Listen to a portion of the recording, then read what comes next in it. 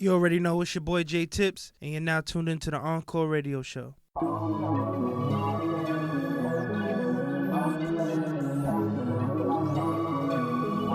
The views and comments expressed on the following radio program by its hosts and their guests do not necessarily reflect the views of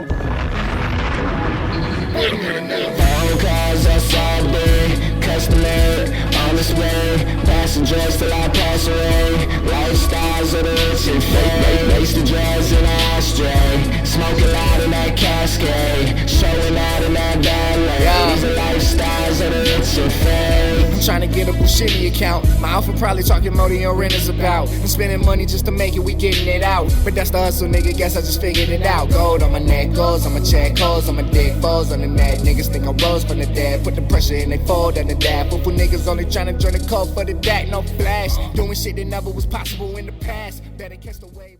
He's right. All right. Good morning and hello. This is the Encore radio show. This is I.S. Jones in the building. We're here with J Tips and my beautiful co-host, Wise. Oh, well, thank you, but you're not going to call me beautiful in here, though. I am handsome. Fuck that with shit. my handsome co-host, Thank Wise. Appreciate it. All right. I want to be handsome, too. All right. And yes, everyone, J Tips and Wise are very handsome. And you're very beautiful. There we go. Oh, See, thank we you. got you. We Okay. got you. So Everybody ego got stroked this morning. So good morning, J Tips. How are you? Nice to meet you. All right. So let's start with 101. J Tips. Where does that name stem from? My middle name by birth is Jaquan. Mm-hmm. You know, I used to play basketball in middle school, and I was on a team, and you know, around time yearbooks came out, everybody realized like what my real name was. My first name is John. My middle name is Jaquan. So you know, everybody made a joke out of it because at the time it was a rapper named Jaquan, and he had a song called Tipsy.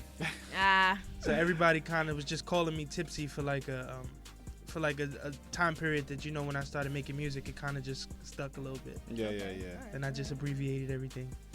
Yeah, that was the first rapper to ever block me on Twitter, by the way. Yo, really? Well, we're not gonna talk about that story. He deserves to get trolled though. Yeah, which is why I wasn't really trolling him. I just had to ask a question. Like, I thought he was dead, but I mixed him up with Houston. I You are savage. Listen, I thought he was dead. I didn't even at him. He searched his name and found me, and I'm like, son, you live in fucking St. Louis. I live in New York. Why you even bothering me like right now? That's hilarious. But it's all good. Anyway, we're not getting on this. We here for J Tips right now. We here for the man. Yo, Tips. at J Tips on Twitter. Is that the same thing for Instagram as well? Yeah, everything. I try to keep it simple. Thank you. Appreciate it. At JAETIPS. I'm trying to get discovered. I don't want to make it difficult for people. Thank you. That's what I be trying to tell people. People don't be hearing me. Look, he's been trying to tell me for a minute, and I'm hard-headed, so. I was low-key. Let's talk about this now, but it's all good. It's all good. So you grew up around music, man. Yeah, I grew up. It was everything to me. When I was young, I used to try to sing. Mm-hmm. Really? You tried to sing? Yeah, I used to try to like cover like before it was like YouTube covers. I used to like just sing like Tyrese and Usher all day. They just can sing? Nah, and I think until I grew up and I didn't have that voice anymore. Fair enough. Fair enough. So I read somewhere that your father worked at ASCAP. At this point now, what would you say was the most important thing that you knew going into this game that you kind of learned from your father and his involvement in music that other artists may not know? I think at the point I am now, I would think there's a lot of common knowledge about certain things. You know, internet era with absolutely, with real informative. But I think one thing I knew even before I knew how to maybe even lay a track properly was that it's just a business. That it's percentages, and you know, we get caught up in like who's better than who did that, and who should be getting this much props. But a lot of times when you look at a record, all you do is you hear the vocals, you hear the beat, but there's really a side of it that says 50 Cent is getting 20%, and the label's getting 20%, and the lawyers are getting this. It makes you look at it differently. It takes the fun away from it a lot. Yeah, I hear that. 100%. Yeah, that's a fact. And that's one thing I knew going into it, that there'll be a point where it wouldn't be fun anymore. Are you there yet? No, I'm not there yet. Bet. I'm not there yet. This is what, like 8-10 years? Oh, about 8 years now. I would say it's a 10-year grind. Because I would say around this time, maybe like 2004, 2005, I was just trying to, you know, when you that age, you do whatever your friends do. If your friends play ball, you pick up that basketball you start taking shots to, and If your friends do hair, after a while you can start braiding too. It's just whatever your friends do. It was my friends was trying to rap. They were trying to battle each other and stuff. And one day I just went home and I tried to put a pen to some paper. And I've never put it down since. That's what's up. Yeah. So, in your opinion, as far as the current BX hip hop scene is, who do you think are the forerunners and what you've seen so far? The kind of trailblazers, if you will. I don't want to seem biased, 'cause I'm cool with these people, but I grew up kind of with Denzel Porter. I grew up with Denzel Porter, where he was like the first guy that was like, yo, he's 2 years older than me, so in high school he was like, yo, bro, come to my house and I got a setup at my house, let's lay some tracks, you know what I'm saying? So it's like, to see 10 years later, I would say he's one of them. Rapper Trey Pizzy. Yeah. That's my brother. We was in South by Southwest together, and we worked on music together, and too. He's definitely up there, and it's a bunch of dudes. It's two dudes out of Co-op City, Dolly and EuroLeague. And there's a lot of those. I think those four names are people that, like, not to throw dirt on anybody else, but those are people that, just like myself, I feel we seen this a bigger picture out there. I feel like living in the Bronx, it's a war zone. Everybody is so desperate for who's gonna be next, because there's talent that comes out of New York City. But I think the Bronx, it's probably like that in other boroughs, but I can speak the best about the Bronx because that's where I get the most. I'm there the most. And I feel like everybody's like a battleground to get out, and I feel like the people I named are the people that I feel like we see that there's a way out. It's interesting you said that. We had a chance to talk to all four of those. Actually, all of them. Yeah. But you don't necessarily hear all four of them perform together or even get on the same track together. Why do you think that is? It's because we may never feel a way towards each other, but I know personally, growing up in my environment, people put you against those guys. People put you against. Even if you never had a bad experience, even if you never had ill will, you can sit down and listen to these dudes religiously and know every word, but it'd be the people around you that'll sit there and be like, yo, look at what this person's doing. How come you're not doing that? Look at what this... And, after a while, that turns into something. It turns into the people who book you only book you. They don't book them because it's like, nah, I want to show love to you. You know what I'm saying? Because they always getting love. Yeah. And that may happen for them as well. It's... Bronx is rough. Coming out of Bronx is rough. Like, I would say that the majority of the people I'm around are from different boroughs when it comes to like the music scene, just because in the Bronx it's more like people can't coexist, kind of. It's like Royal Rumble. I'm from Brooklyn. Silent Royal Rumble. Yeah. No, I'm from Brooklyn. I just moved to the Bronx actually. About a month ago, and honestly, I think this year I've probably interviewed more artists from the Bronx than I've interviewed more artists from other five boroughs. Well, four. We don't really count Staten Island. Shout out to them though. But we really here's what it is.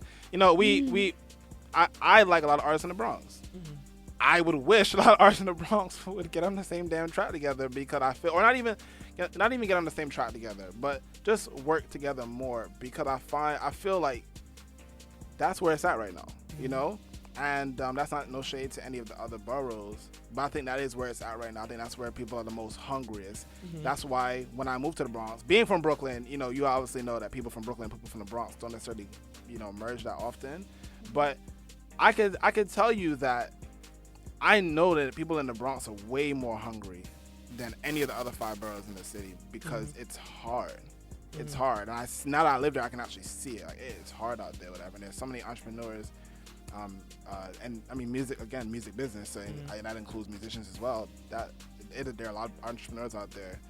And y'all are dope, man. Shout out to them. Big hand clap for y'all, man. I appreciate it, man. Absolutely. So now we're going to talk about South of Houston. So back in 2013, you blessed the world with South of Houston. First, tell us about the initial mixtape production and how you got things together for that first project. When I was going into, it's actually Houston, but I so many interviews where I just, after a while, I just Okay, but we'll say it correctly here. Houston, South of Houston. Yeah, south of Houston. Yeah. Yeah. I went into it kind of just. I wanted to more give people the best of me. Kind of. I would say I wanted to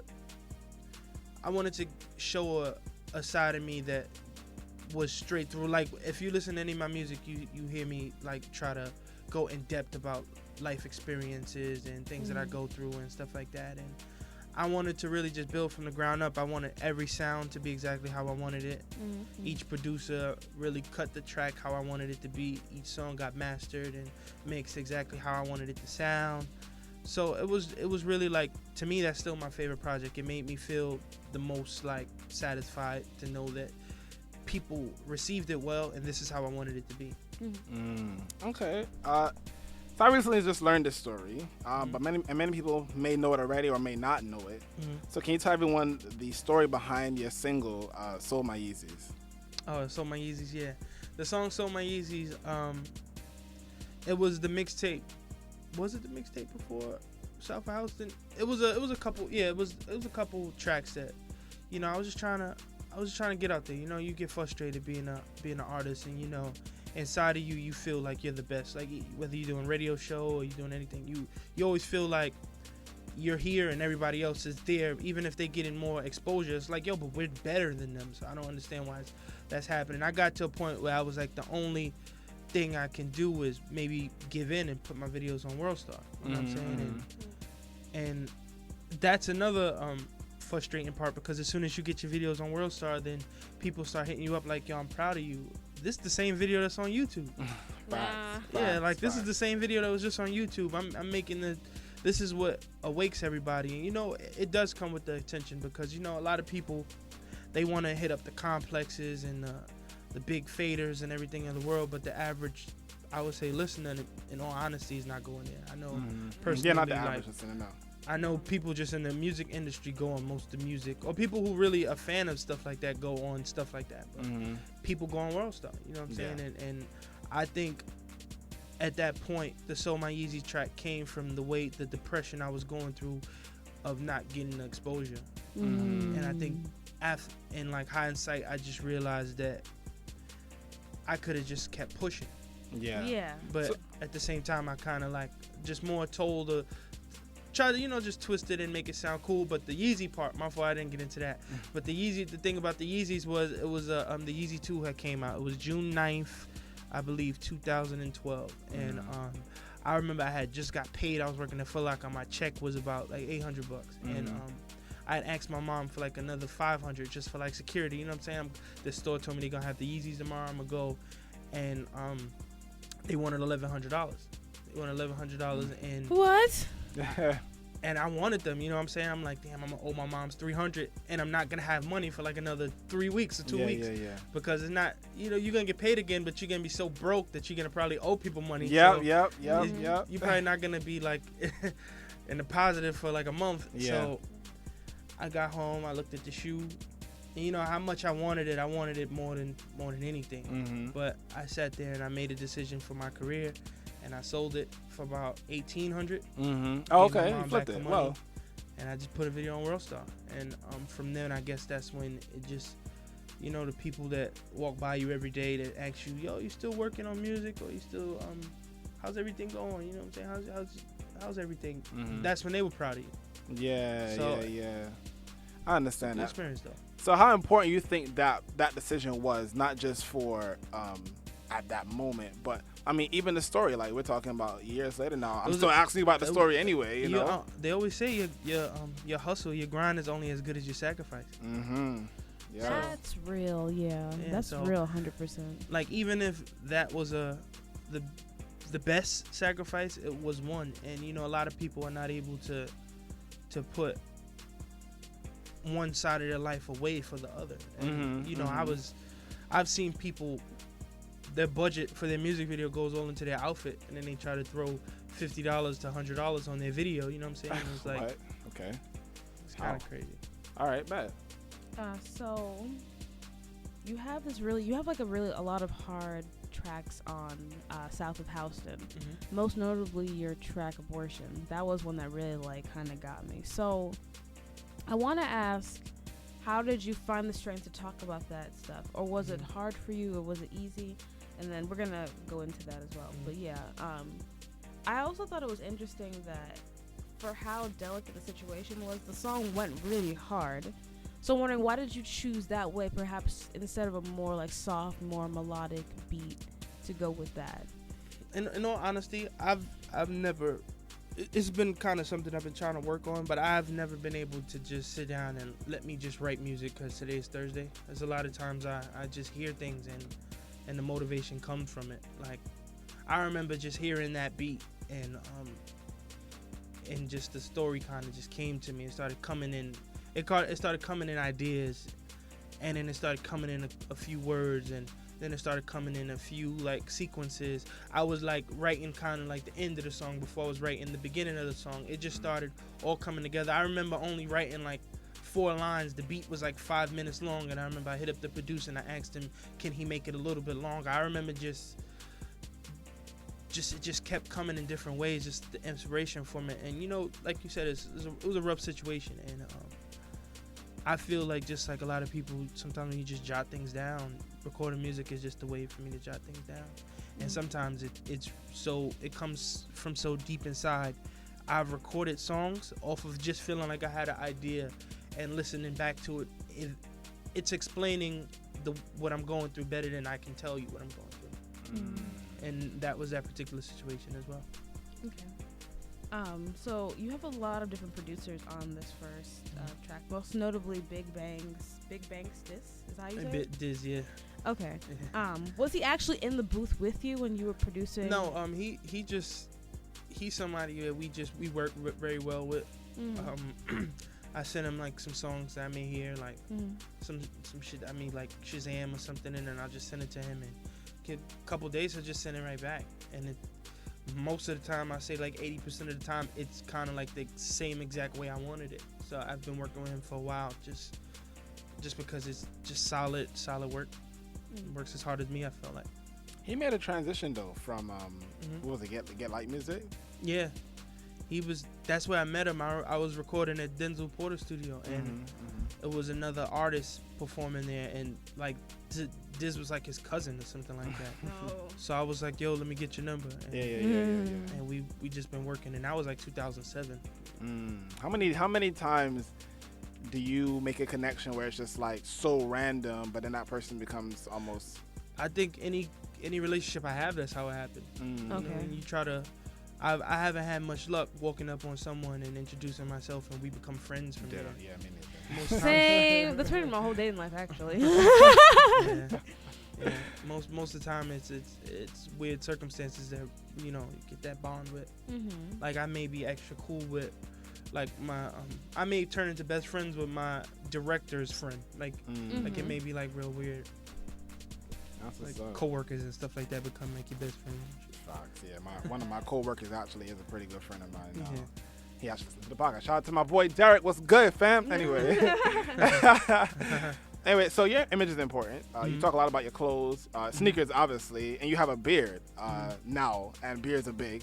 Yeah, not just because of the Drake effect, but beards have always been. But also big, because beards are mad sexy. Well, listen, I can't grow one, so I appreciate can't talk. So, was your image always very important for you? I feel like the image is, especially trying to turn it into a business, I feel like it's 50%. Okay.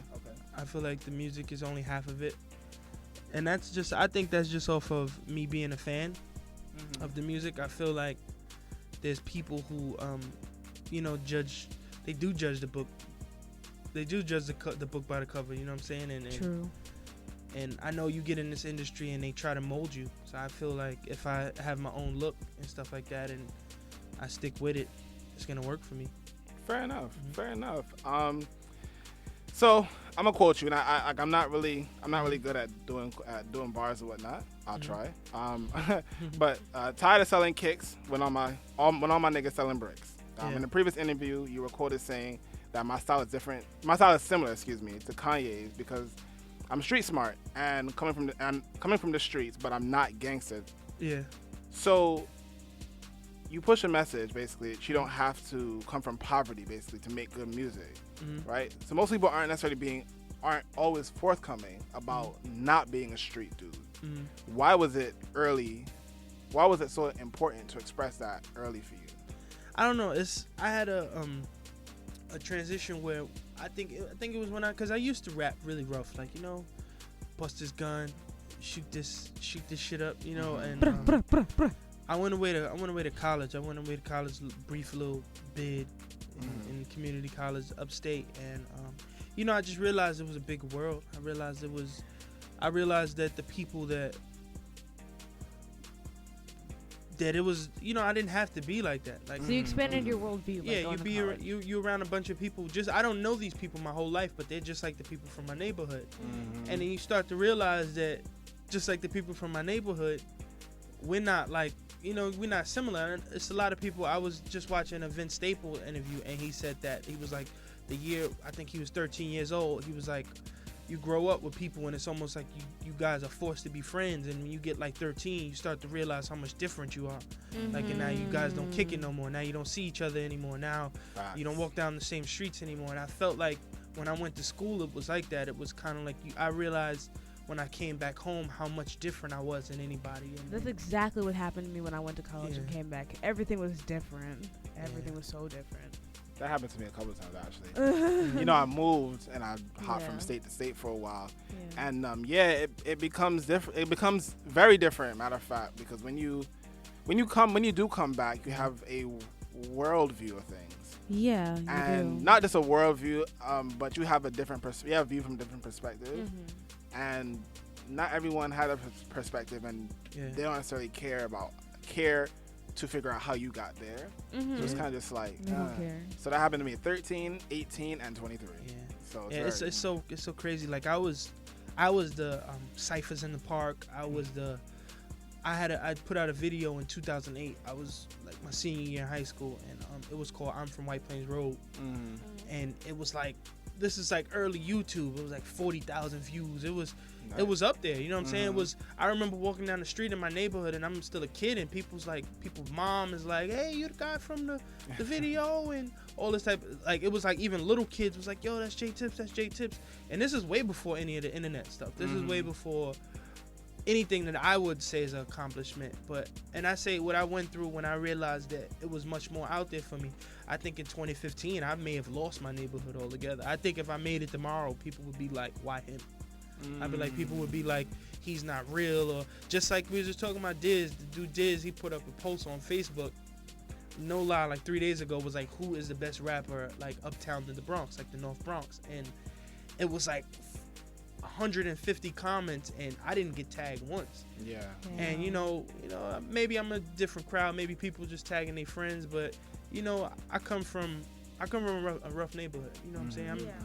But I feel like for anybody that's aspiring out of my neighborhood, you know, I still walk past the chicken spot every day, but at the same time, I've performed my original music in Montreal and Toronto and Texas and Georgia, you know what I'm saying? And it's still for people to kind of like almost look past you. You know, I wouldn't even say it's a slap in the face. It's more like these things happen. I watch a lot of interviews, and people kind of tell similar stories. You know, the more you start to reach your peak, the more people kind of look at you a little bit differently because they're not used to understanding a success. That's real. That is so real. Damn. So let's do this real quick. Let's cut to a quick break. When we come back, we gotta talk about hype beasts. Oh, we have to talk about hype beasts. That's important. We gotta talk about a lot of shit. I don't even want to like detail the whole thing, but yeah, hype beasts. We're not talking about Kobe here. We have a lot to talk about. Yeah. So this is the Encore Radio Show, folks. Here with J Tips, Ice Jones, and your boy Wise. Never mind. Anyway, folks, and good morning. Morning. Coming up on a future episode of the Encore Radio Show. Take me back to day one. Take me back to days where we couldn't get enough. Your beautiful light skin. Just rest your hand in mine. Rest your hand in mine. I wanna see you happy. No matter where I am. No matter who you with. And after all this time, my feelings won't decline for you. I loved you, you loved me, everything was alright. But when he entered the picture, all we did was fight. Girl, you can't put me through that. Yes, I miss your calls and your texts, but through all the hurt, I never stopped loving you, and that's a fact. All right, folks, let me back. It's the Encore Radio Show. Live here with Wise. Yeah, I.S. Jones. Why are you looking at me And we like got that? J Tips in the building. Yeah, it's a lovely day. J Tips, J Tips brought merchandise for us. Can I say we have the flyest fucking pins? Y'all will be jealous when you see these. If you seen the cover for Hyper Beast, you already jealous. Man, I'm gonna tell you, the Hype Beast. First of all, the Hype Beast cover is crazy. The Hyper color is at work though. How did you tell us about this? Because I've been meaning to. I love it. It was I just think it was me being blessed to have people who share the same vision. I'm a creative, so I just had a assortment of I think this would be cool. But then you know what if we did that, and what if this would be that, and it's one of my friends, he customizes shoes, so I was like, draw this for me or whatever. And it was a process. He was drawing me a lot of sketches and telling me to take different angles on my face and stuff like that. And just one day he just sent me just God-given piece, and I was it was so good that I might have had it for like 5 months, and I was like, but watch when I drop that Hype Beast cover. That it was one of those type of situations. Like, that's what's up. Now, I always tell people that merchandise is very important, and not only, and you capitalize on it, whatever. I mean, I always tell people, send me a picture of, for yourself or whatever, and he sent me the picture of the cover, well, the picture of the artwork, and it's fire. And then I see now you transitioned it into pins, So, how important to you is giving out merchandise to people, almost like a takeaway?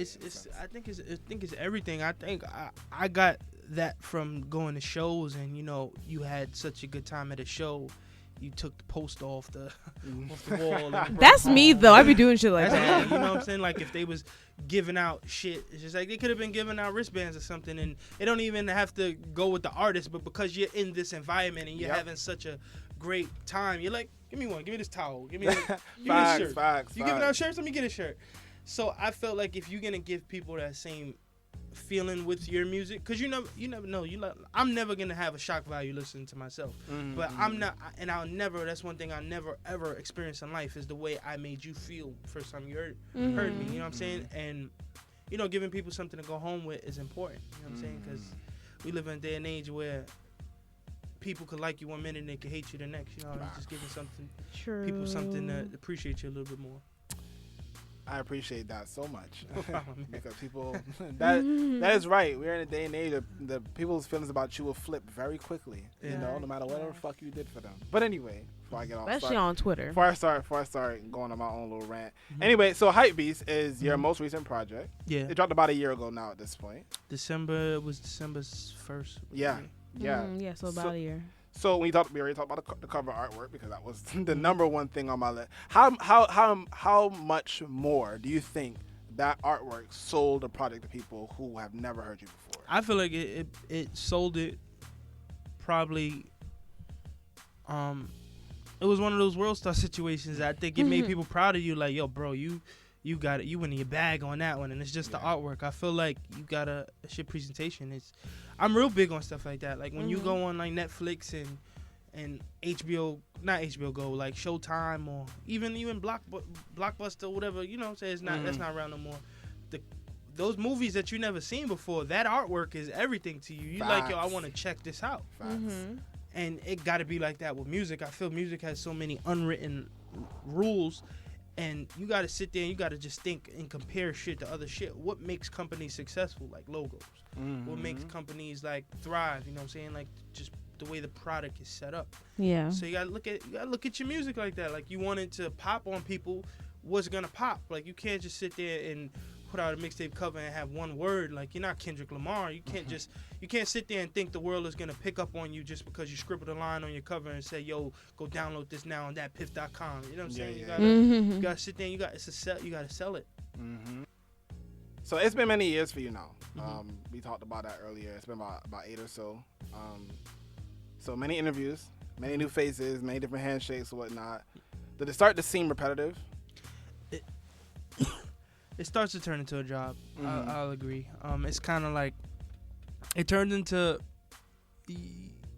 even if you've never experienced it, it's like your birthday all over again. It's like I remember I was one of those people that was like, yo, before my birthday comes up, let me take it off of Facebook or something like that, because it starts to turn into, thank you, I appreciate it. Oh, it means a lot. Thank you, I appreciate it. Thanks a lot, thanks to God. And you don't want to leave anybody out sometimes. Like sometimes you don't want to, especially with text messages and like, oh, I appreciate you calling. Thank you. I Blah, blah, hate blah. phone calls. Oh my God. It turns into a job, and it's kind of like that's what happens with the music a lot. Like, you used to people saying, let me get your number. You used to people saying, what's your IG? You used to people saying, True. Let's link, let's come to the studio. You used to people, kind of no disrespect to anybody, used to people telling you what they got going on. And it's like, it turns into the, when am I going to take something and really, it means something to me after a while. Because, you meet so many people who pretend, I'm not going to say they pretend, maybe they did.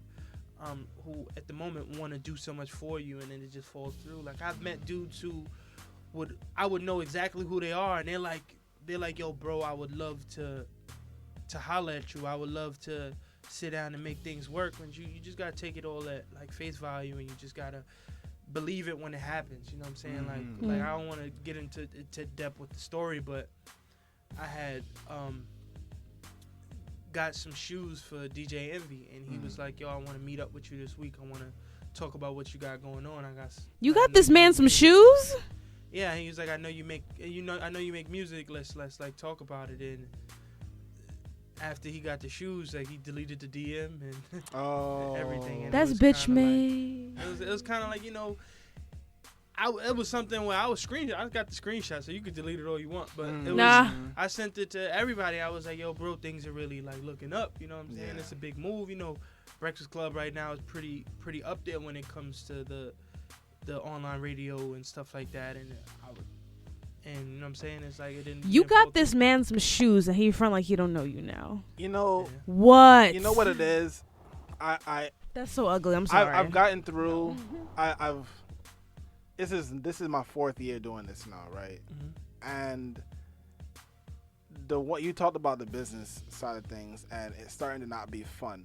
And I've gotten close to that point at this point right now, where things are very political. Well, you always know the politics are there. You always know that, and that goes for any industry, anything. But for an industry where creativity is key, politics don't really have a place per se. And I find people have to keep reminding me every show. Someone comes in here and tells me, yo, it's the music business, and I kind of groan, because fuck the music business, like fuck the business. Let's just make this music and call it a day. But didn't Jay-Z call it the B-side? But I grasp it, understand it. I'm at a point now where I don't want nothing to do with business side. Like, I'm finding people to work with just to do that alone, so I can just be a creative. Yeah. At what point in time, do you have a manager? No, I don't. At what point in time do you think that getting a manager to kind of remove you from these very awkward, difficult situations? To be honest, I would love to have a manager. I feel like I've been tapping on my glass ceiling for a long time. Where it was just I can't do any more by myself. It gets to a point where it's like when you tell somebody no, or when you tell somebody like when you try to talk money, you're arrogant, you're this and that. But when you have somebody representing you, it's a whole different ballgame. It's taken a little bit more seriously and stuff like that. Like people ask you all the time for a song, and if you mention a price or even want to book you for something, people will try to get you to perform in Kentucky. And like I said, I'm still on the train. Before I got here, I had to make sure my weekly had money on it. You know what I'm saying? It's like people would try to get you places and it not be any incentive towards you. And then when you tell, like you mention it, like I have some type of value to myself. You know what I'm saying? And they don't agree. It's like, if you don't agree, then I don't know where we can go. And then it turns into this guy's a bad person. But if it was a manager, it would have been taken seriously. That invoice would have got sent. You know what I'm saying? Even if it didn't get paid or whatever. It's definitely rough, but like you said about the whole business, I hate it. I hate that when I want to put out music, people are telling me, let's sit down with this lawyer. You know what I'm saying? Let's get this going. Let's start monetizing your YouTube and stuff, I'd be like, yo, I don't like commercials. I don't want my YouTube video to pop up and somebody got to wait 14 seconds to click next. Because me, I don't even make music to a beat if the first 5 seconds don't grab me. Like somebody sends me a beat, That's real. I listen to 5 seconds, and if it didn't grab me, it's not gonna grab anybody else, no matter what I said to it. And it's just like this. I don't want to put people through that. Like I don't want to put like people to hit you with the whole let's do the iTunes and stuff like that, and I'd be like, yo, I didn't buy this person's album. Why would someone who's discovering me buy my music? Like let me build up. Don't let me, because I feel like when you try to make a big power move like that, you can go right back down. Yeah, absolutely. Yeah. Because it can be perceived much differently than how you want it to. Absolutely. Like you can love me for a certain reason or love my music for a certain reason, and then as soon as I try to oversell, you gotta go back down. Yeah, I tried to explain that to somebody a long time ago, and looked at me like I was stupid, and I'm like, no, I feel like I know my base well enough to know what I can and can't do. If I make a certain step, I could turn off. Like I mean, like I have my show's been the Encore radio show's been around for 2 years and 9 months now. If we have built a solid base, but if I fuck around and say some stupid shit, that base could be going like that, and it's not we're not talking about hundreds of thousands of people where I could be like, all right, well, fuck one person. No, it's not like that. So you got to be very particular about certain things that you do for your brand, because you are your brand. Every word you put on paper, every word that you actually spit on, and it's on SoundCloud or wherever, like that is you. You can't take that back. So the internet truly is forever. That's not a joke. It is. You have to be very, very careful. People don't understand that. So bless you, man. Bless you, brother. I appreciate it. I put a lot of pressure on myself because I know it's like as soon as you put it in the atmosphere, it's gonna float away. You could delete it yourself, but if it did what it was supposed to, it's out there. Screenshot is evil and necessary at the same time. Yes, it is. I forgot who said it. Was an artist that said the only thing I fear is a headshot and a screenshot. That's real, bro. That is so real. So we're nearing the end of 2015. What are you gonna leave us with in 2015? Do you have any sort of surprises or any sort of little eggs you're gonna release into the world? I'm gotta be completely honest. My whole game plan is to like drop as soon as the new year start. Like I got a whole bunch of, and I'm almost proud of myself. I'm really proud of myself. Like this year has been real rough for me. You know what I'm saying? Just adjusting to new life and having to, being forced to just live differently. You know what I'm saying? And everything. I feel like I did a lot of great things this year that were overshadowed by what I might have been going through. Like a lot of opportunities I've been striving for, I accomplished this year, but didn't enjoy it. Like just being able to get notoriety from like High 97 and them booking me for their Who's Next. You know what I'm saying? That was something that before I could understand how to get music on a blog or write up my own press release. That's what I wanted to do. You know what I'm saying? And you get to those points, and because the way what you're going through, you can't really. You can't really live into the moment, you know what I'm saying? And I feel like I worked so hard this year, like even learning how to record myself. Like I feel like I said with Hypebeast, I feel like I didn't get to where I wanted to go with it. So what could I do differently? I invested in some like equipment. I started recording myself. I started learning on YouTube how to like mix and do all that type of stuff. And then this year, my engineer that helped me put together Hypebeast, South of Houston, and then my 2 mixtapes before that passes away.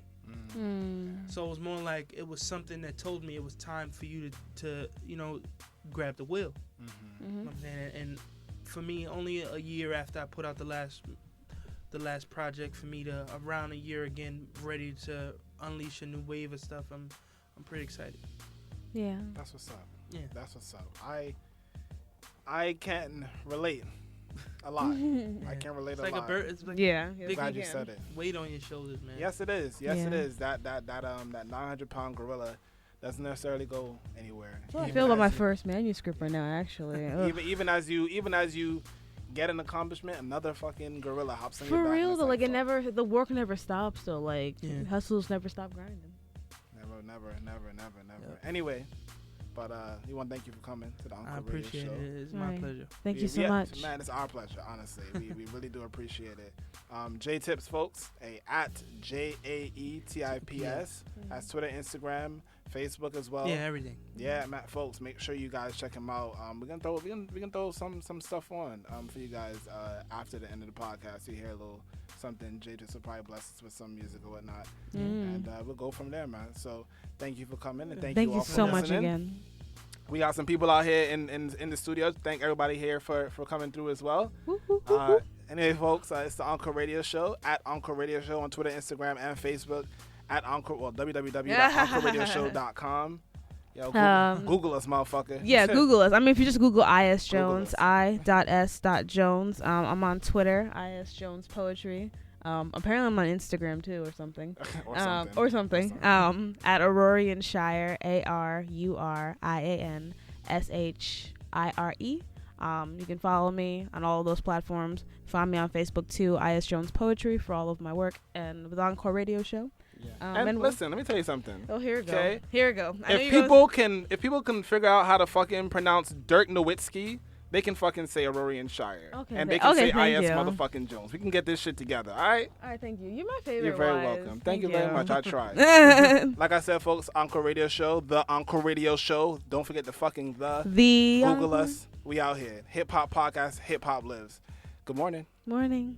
The Encore Radio Show is an indie creative network production, recorded at Redbird Studio and executively produced by Cris Copastetik.